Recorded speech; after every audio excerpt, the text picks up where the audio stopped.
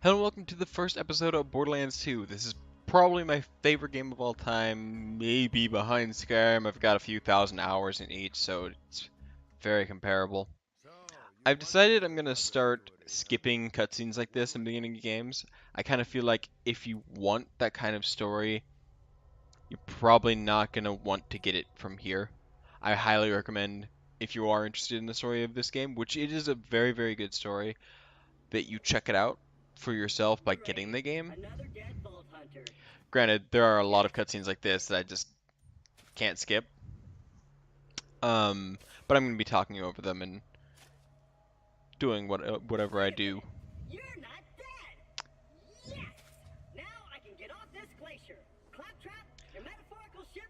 Although there is like a little switch in my brain that like just makes me not want to talk over the characters that are talking.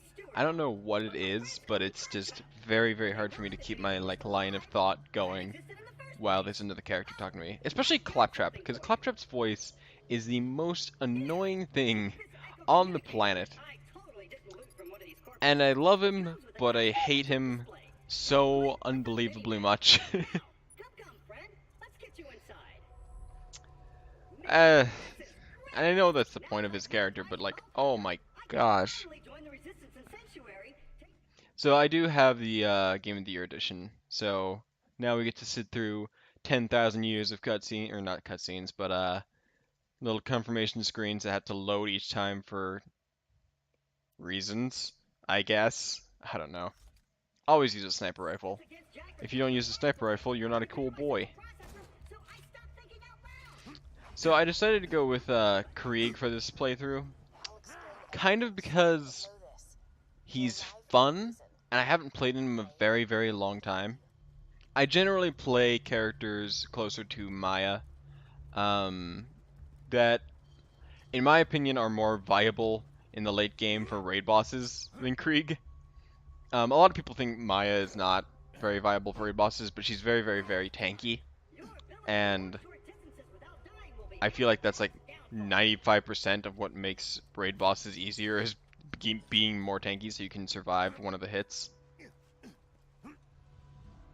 Especially in multiplayer situations, if you are playing with other people, Maya is a must-have character for the easy slagability and the team play aspects of her. If you've never played this game before, it's really kind of unique. Destiny does a few similar things, but this is what I believe the genre is like classified as a looter shooter. So this is a first-person shooter role-playing game. And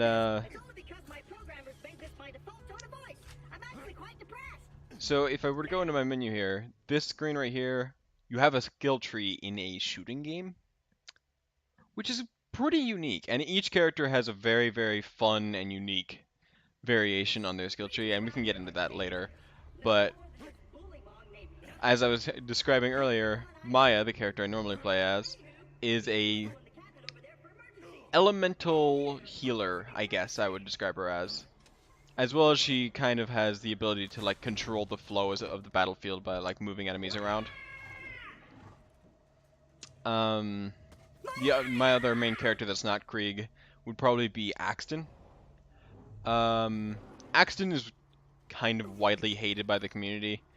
I'm not entirely sure why. I didn't like him for the longest time, but that's because I was part of the community, and I assumed everyone else was correct.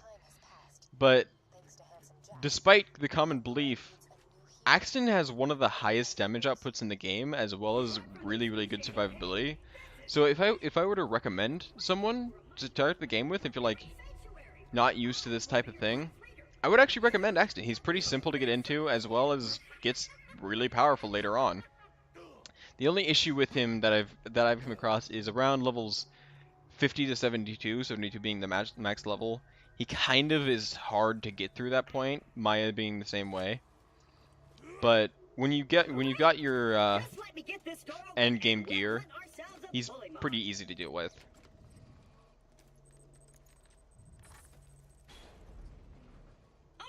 Seeing eye minion, let me know if I'm gonna run run into anything. Ow. I'll just assume you didn't see that. Even though Knuckle Dragger blindsided me, I know my way around this glacier. I'll find my eye in frostbite crevasse. So I'm not sure exactly how long I'm going to be taking this playthrough out. I kind of doubt I'll be able to go all the way through like the OP levels at the end of the game. But I can go through the main story in the first playthrough at very least. And then we'll see how much we're enjoying it from there. This is going to be a co-running playthrough, by the way, alongside Skyrim. One is not going to take over the other, it's just going to be... I can't see myself uploading more than one video a day, if that. So... depending on just what I feel like recording, it'll either be this or Skyrim. I partially did that so that I wouldn't just get bored of one of the games. I could have an option to record each day. However, I'll probably try to make sure it's one then the other and like go back and forth like that. That way it's like, I don't know. You don't have, if you only like one of the two series, it won't be too long a wait.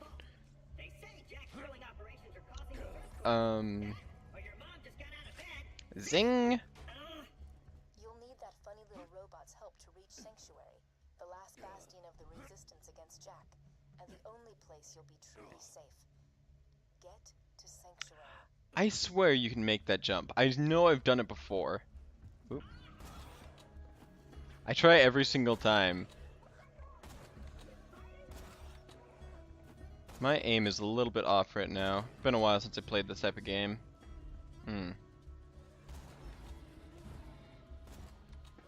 Nah, not, I guess, too overly long. But Borderlands has, like, very strange... Okay, Krieg. Thanks for the maniacal laughter. I forgot kind of how crazy his dialogue gets. Right, gotta dig out Claptrap. You still there? I don't hear bullymongs anymore. Kind of just many thanks, friend of friends. Onward! Hey kiddo, Jack here, president of Hyperion. Let me explain how things work here. The Vault Hunters show up, Vault Hunter looks for the new Vault, Vault Hunter gets killed. By me. You see in the problem here? You're still alive. So if you could just do me a favor and off yourself, that'd be great. Thanks, Pumpkin. Okay, thanks, Jack. You are probably my favorite NPC that anybody has ever written. I honestly really wish that they didn't kill him off like 5 different times, so there was like a reasonable chance he could come back in the next game. But honestly, I'd be pissed if they brought him back again, because it just doesn't need to happen. We've killed him, what, like, at least twice, maybe 3 times now, throughout the course of the series. I'll show you what a badass is. Oh, that's interesting. I didn't realize, where the hell? I didn't even know Knuckle Dragger could leave the arena.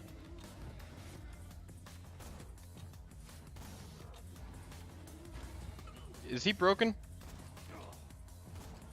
I think he's broken. Well, okay, there he goes.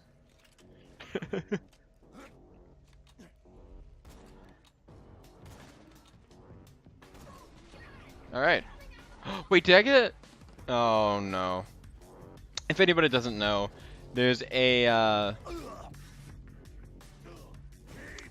every single boss in this game, actually every single named enemy in this game, has a chance of dropping a unique legendary gun. This guy drops a corrosive pistol named the Hornet. And it's not all that rare, but especially in the first playthrough, you're probably not going to see one anytime soon. But nearly everybody with a unique name in this game drops something unique. Also, not only that, but every single enemy in this game can drop a legendary weapon. It's just far more rare. So I could walk out of this starting area over here, shoot the first Monglet, and it could drop a legendary weapon. I really doubt that would ever happen for you, Well, it was but nice knowing you.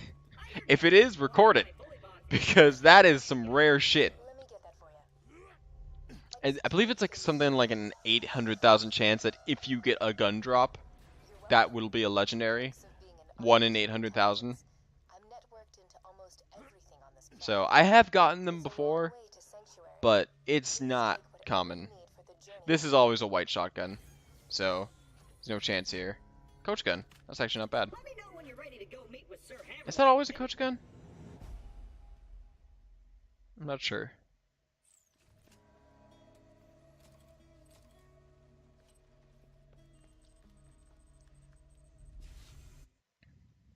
Yeah, one thing. Oh, that's the volcano, I believe, on the loading screen there. When the loading screen comes up, it'll always show some sort of legendary item, or pearlescent, or The jerk kept me in his torture plaything for a that's something I could probably spend a little bit of time explaining. and don't get dumped into Right, I need to re-equip my sniper rifle. The gun ranking system in this game is a bit weird. Because early on, right now, there are 5, I believe, levels of guns. There's white, green, blue, purple, and orange. And mnemonic device that the game gives you, 1 gram of perps, Patrick obeys. But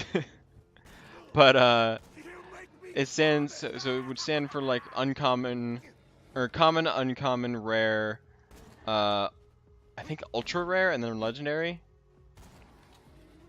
And then as the game progresses and you get into like, I think they start coming in the 3rd playthrough. I think it's specifically at level 61. But you can start coming across pearlescent weapons, which are incredibly rare. But they're not necessarily better than legendary weapons. In fact, a lot of them are substantially worse. But they are rarer in a sense. They'll appear as like a light bluish, kind of like the quest items we'll pick up. I'll show you what I'm talking about in a second. And they were actually based off of a old glitch that was found in the first Borderlands game, which maybe I'll play at some point. They eventually patched it out, but in the initial version of the first Borderlands game, there was a chance that you could get a legendary weapon that would glitch out and would then appear in your inventory as a light blue. That was actually the same color as the quest items in that game, but no one understood why it happened, so people just assumed they were ultra rare. Come on. They were ultra rare items, not actually just something that was a glitch. And people actually assumed that it was a lightly upgraded version of the legendary weapons, because in that game there were actual variations on what level of legendary you had. But eventually they patched out that glitch, and when they released the first ever raid boss, the Cromarax the Invincible, he actually had a very small chance of dropping legendary weapons. Apologies, but when Claptrap speaks, I feel my brain cells committing suicide one by one. I shall be out directly.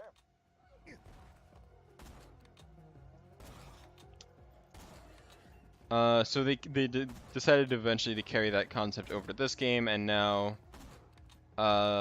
loot midgets and raid bosses, I believe, are the only things that will drop pearlescent weapons. There's also light pink, which is a seraph weapon, which can only drop from specific raid bosses or be purchased with seraph crystals, which will also only drop from raid bosses. And I don't think I'm missing anything, but it's been a long time. At least not anything you can get legitimately. There is stuff like the black rarity, which is like when the game's systems detect that a weapon is not allowed in the game's code, like it just doesn't make sense. It'll actually mark that weapon as black and ban it. So if you ever log off while holding that weapon, the weapon will be taken out of the game. Hand me the robot's eye, please.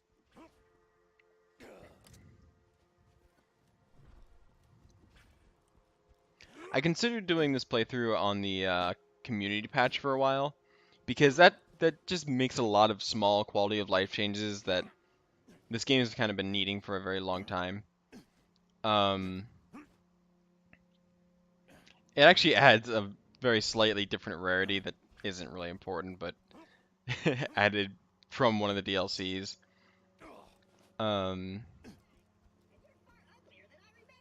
Rude. But I decided against it just because I'd rather keep these kind of, like Skyrim, I took out almost every mod. I'd rather keep these games basic and like easy to follow for people who have played it, as well as like giving a good representation of the game for people who haven't.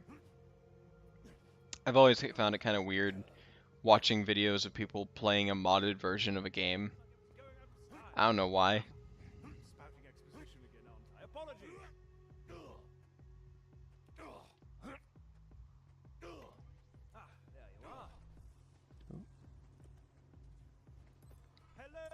Captain Flint killed everyone in Liarsburg. I see no So I don't think I'm gonna do every side quest in this area.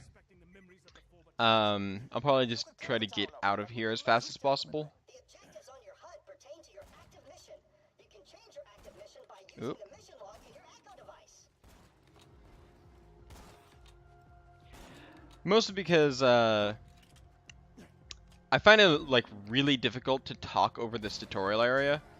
Mostly because I've done it before on a previous like failed attempt to record this, as well as a live stream, a couple, probably like tens or 20s, in the tens or the 20s of attempts to go through this game on OMG Molly, the Twitch channel that I link in the lay description.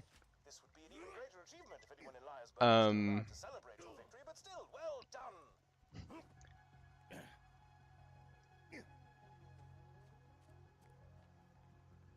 Okay, there they come. But yeah, plus just the thousands of times I've gone through this game, it's a bit difficult to talk over something like this because A, I'm trying to focus on and hit my targets, and B, there's just nothing new to talk about. I've seen all of this hundreds of times before. We'll think twice about raiding peaceful cities in the future. Hopefully. And this wasn't like a childhood game for me. I came out a little bit late for that, and then I joined the party probably 3 years after it was popular. So, while I know a lot about it, it's kind of joined into the community late. I pretty much joined into this game as the pre-sequel was being announced, a little bit before that.